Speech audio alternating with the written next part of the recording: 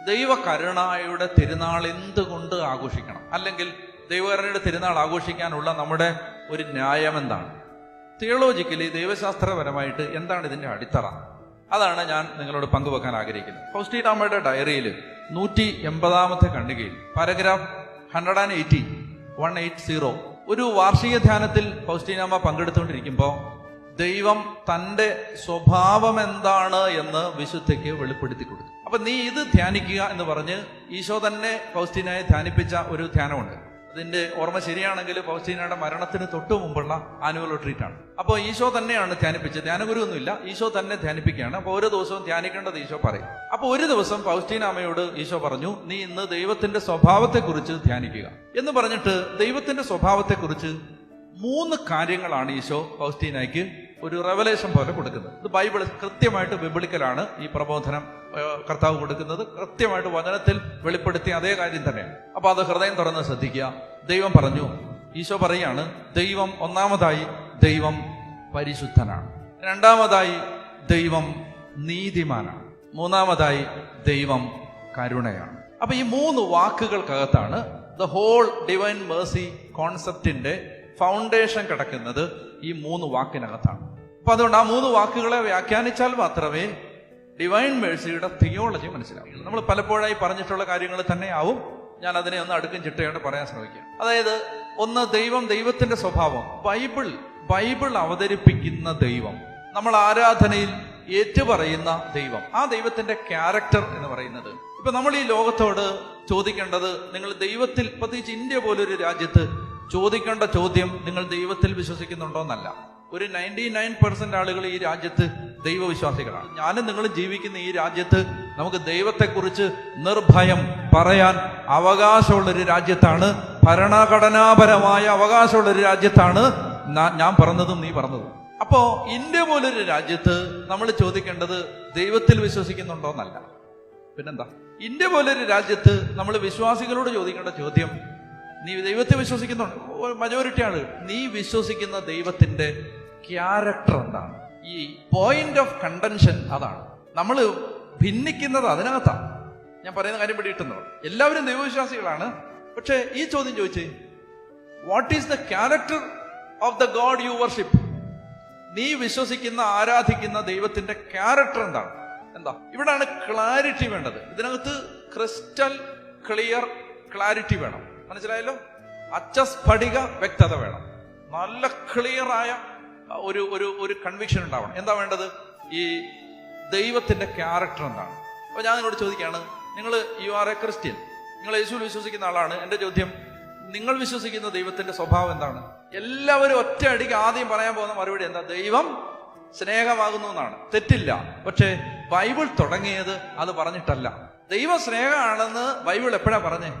യേശുവിന്റെ കുരിശുമരണത്തിന് ശേഷം മാത്രമാണ് ബൈബിൾ പറഞ്ഞത് ദൈവം സ്നേഹമാകുന്നു എന്ന ഡയറക്റ്റ് സ്റ്റേറ്റ്മെന്റ് ബൈബിളിൽ ഉള്ളത് കുരിശുമരണത്തിന് ശേഷം. അതും അവസാനമായി ഈ തിരുവചനത്തിലെ അവസാന ഗ്രന്ഥങ്ങൾ എഴുതിയ ആളാണ് യോഹന്നാൻ. അതാണ് ഈശോ മരിച്ചു ഒരു 60 കൊല്ലം കഴിഞ്ഞിട്ടാണ് യോഹന്നാൻ സഭയെ നോക്കി പറയുന്നത് ദൈവം സ്നേഹമാണ്. പക്ഷെ നമ്മൾ ഈ ബൈബിളിനെയും രക്ഷാകര ചരിത്രത്തെയും മനസ്സിലാക്കേണ്ടത് ആദ്യം മുതൽ മനസ്സിലാക്കണം. അപ്പൊ ദൈവം തന്നെ വെളിപ്പെടുത്തിയത് എങ്ങനെ? ആ വെളിപ്പെടുത്തിയ വചനത്തിൽ എന്താ വെളിപ്പെടുത്തിയത്? ദൈവത്തിന്റെ ക്യാരക്ടർ എന്താണ്? ദൈവസ്നേഹമാണ്, ഒരു സംശയമില്ല. അതിനെക്കുറിച്ച് പറയാനാണ് ഈ ദൈവകരുണയുടെ തിരുനാൾ. പക്ഷേ സ്റ്റാർട്ടിംഗ് പോയിന്റ് അതല്ല. ദൈവത്തിന്റെ സ്വഭാവം. അപ്പൊ ഞാൻ ചോദിക്കേണ്ടത്, ക്രിസ്ത്യാനി, നീ വിശ്വസിക്കുന്ന ദൈവത്തിന്റെ സ്വഭാവം എന്ത് എന്ന് പറഞ്ഞാൽ, ദൈവ സ്നേഹമാണെന്ന് മാത്രം പറഞ്ഞാൽ അതൊരു പാർഷ്യലായ ആൻസറാണ്. അതൊരു ഭാഗികമായ ഉത്തരം മാത്രം, അർദ്ധസത്യം മാത്രമാണ്. അപ്പൊ ഈശോ ഫൗസ്റ്റീനോട് പറയാണ്, ദൈവത്തിന്റെ ക്യാരക്ടർ, ദൈവത്തിന്റെ ചിത്രം പൂർണ്ണതയുള്ളൊരു ചിത്രമാണെങ്കിൽ 3 കാര്യങ്ങൾ: God is holiness, God is justice, God is Mercy. ഈ 3 കാര്യങ്ങൾ ഉണ്ടെങ്കിൽ ദൈവ ചിത്രം പൂർണ്ണമാകൂ. എന്താണ് 3 കാര്യങ്ങൾ? ഒന്ന്, ദൈവം. ഒന്നാമത്തേത് ദൈവം പരിശുദ്ധൻ. അവർക്ക് പറഞ്ഞേ, ദൈവം പരിശുദ്ധൻ. വിഭിന്നതകളും വ്യത്യാസങ്ങളും ഇല്ലാതെ എല്ലാ ആരാധനക്രമങ്ങളിലും ദൈവത്തെ അഡ്രസ് ചെയ്തത് ദൈവമേ നീ പരിശുദ്ധനാണ് എന്നാണ്, അല്ലേ? ദൈവമേ നീ പരിശുദ്ധനാണ്. നമ്മൾ മലങ്കര കുർബാനയില് ദൈവമേ നീ പരിശുദ്ധനാകുന്നു എന്ന് പറഞ്ഞ് ദൈവത്തെ, യേശുവിനെ ആരാധിക്കും. സിറോ മലബാർ കുർബാനയില് പരിപാവനനാം സർവേശ, പരിപാവനനാം ബലവാനെ, ലത്തീൻ കുർബാനയിൽ ദൈവമേ അങ്ങ് പരമപരിശുദ്ധനാകുന്നു, സർവ്വവിശുദ്ധിയുടെ ഉറവിടവും അങ്ങ് തന്നെ. Lord you are holy indeed, the founder of all holiness.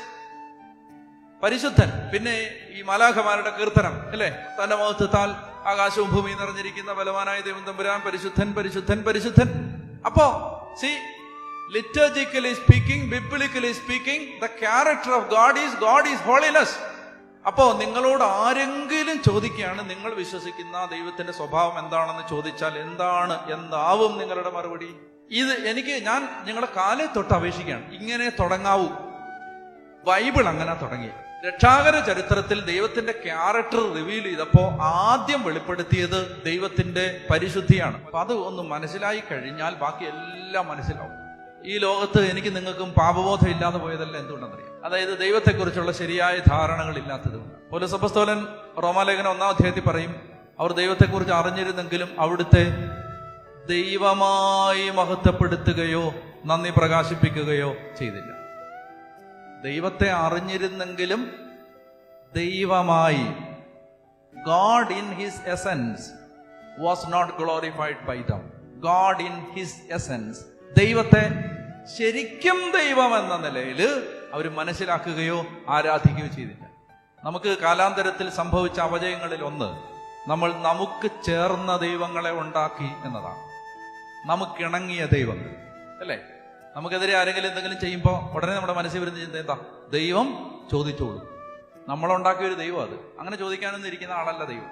ഞാൻ എപ്പോഴും പറയാനുള്ളൊരു കാര്യം, അങ്ങനെങ്ങാനും ദൈവം ചോദിക്കാൻ തുടങ്ങിയാൽ ആദ്യം ആ ചോദ്യം ആരംഭിക്കുന്നത് ഈ പറഞ്ഞ ആളിലായിരിക്കും. മനസ്സിലായില്ലേ? ചാടിക്കളിക്കടാ കൊച്ചുരാമ, ആടിക്കളിക്കടാ കൊച്ചുരാമ എന്ന് പറയുമ്പോൾ നമുക്കെതിരെ നിൽക്കുന്നവരെ പോയി കടിക്കാനും ഉപദ്രവിക്കാനും വരുന്ന അങ്ങനെ ഒരു വളർത്തുന്നതല്ല ദൈവം. നമ്മൾ ഉണ്ടാക്കിയ ദൈവസങ്കല്പങ്ങളാണ്. അപ്പോ നമുക്ക് ചേർന്നൊരു ദൈവത്തെ ഉണ്ടാക്കി.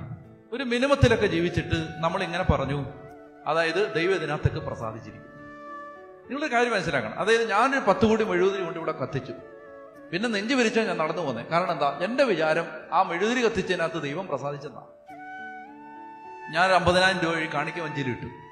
ഇവിടുന്ന് ഇങ്ങനെ നടന്നു പോകുമ്പോൾ എന്റെ വിചാരം ദൈവം പ്രസാദിച്ചെന്ന്. എന്നാൽ ഇതൊന്നും അല്ല ദൈവത്തെ പ്രസാദിപ്പിക്കുന്നതെന്ന് വ്യക്തമായിട്ട് ദൈവം വെളിപ്പെടുത്തിയിട്ടുണ്ട്. വിശ്വാസം കൂടാതെ ദൈവത്തെ പ്രസാദിപ്പിക്കുക സാധ്യമല്ല. വിശുദ്ധി കൂടാതെ ദൈവത്തെ പ്രസാദിപ്പിക്കുക ഈ 2 കാര്യവും ബൈബിൾ പറയുന്നതനുസരിച്ച് ഈ 2 കാര്യങ്ങളാണ് ദൈവത്തെ പ്രസാദിപ്പിക്കുന്നത്. ഒന്ന് വിശ്വാസം, 2 വിശുദ്ധി.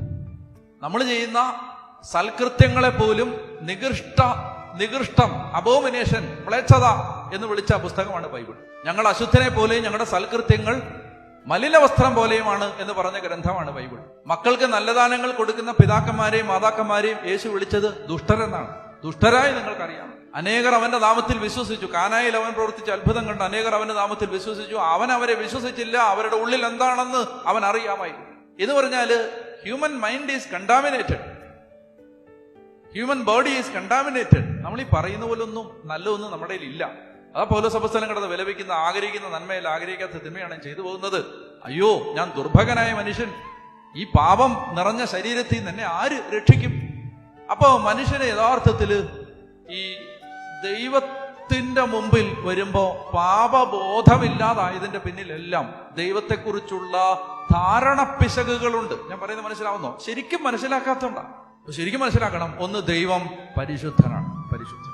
ഇതാണ് യെശയ്യ 6 ദേവാലയത്തിൽ വെച്ച് ദർശനം വെളിപ്പെടുമ്പോ യെശയ്യ കാണുന്നത് ദൈവത്തെ മാലാഖമാര്, സ്രപ്പന്മാര് പരിശുദ്ധൻ പരിശുദ്ധൻ എന്ന് പാടി സ്തുതിക്കും.